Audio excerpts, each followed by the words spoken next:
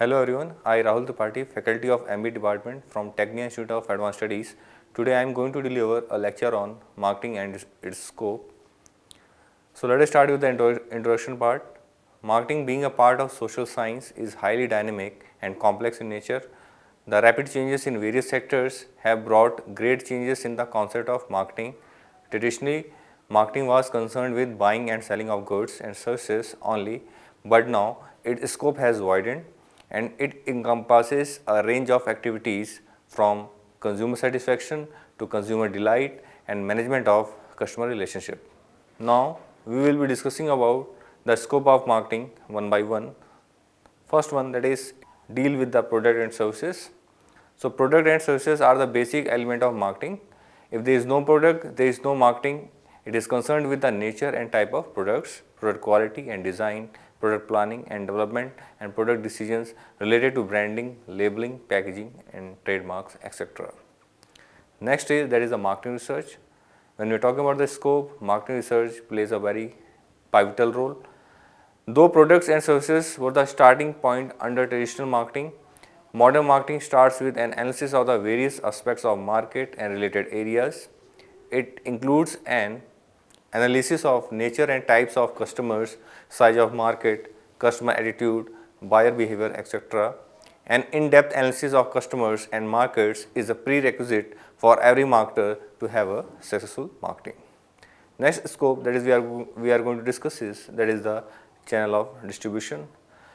So the pathway through which the goods move from producer to consumer is the channel of distribution. It includes a number of intermediaries like wholesaler, retailers, jobbers, etc. Channels by moving the goods help in transferring the ownership of goods from seller to buyer. Next point which we are going to discuss is that is the physical distribution. The physical movement of the goods from producer to consumer is physical distribution.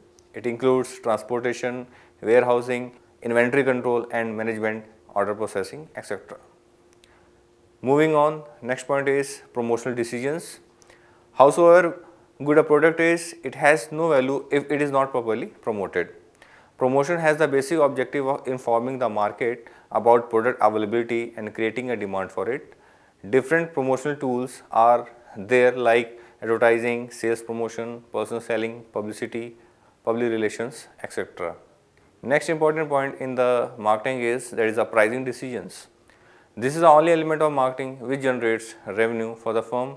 Pricing is concerned with pricing policies and strategies, price determination, discounts, commissions, etc.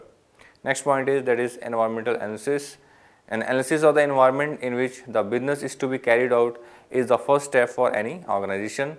The various macro and micro factors should be studied beforehand only to develop an understanding of the strength, weaknesses, opportunities, threats for an organization.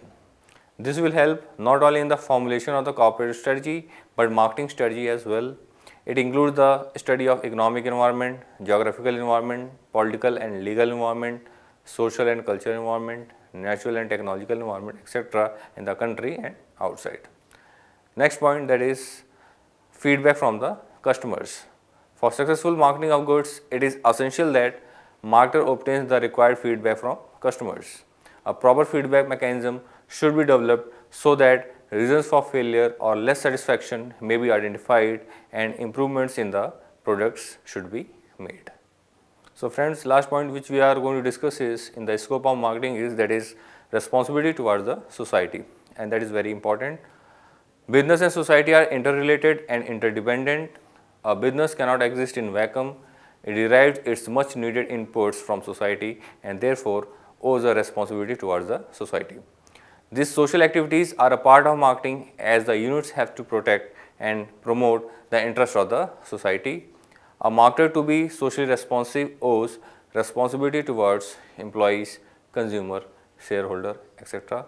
So friends, I hope you understand the concept of marketing and its scope. Thank you very much.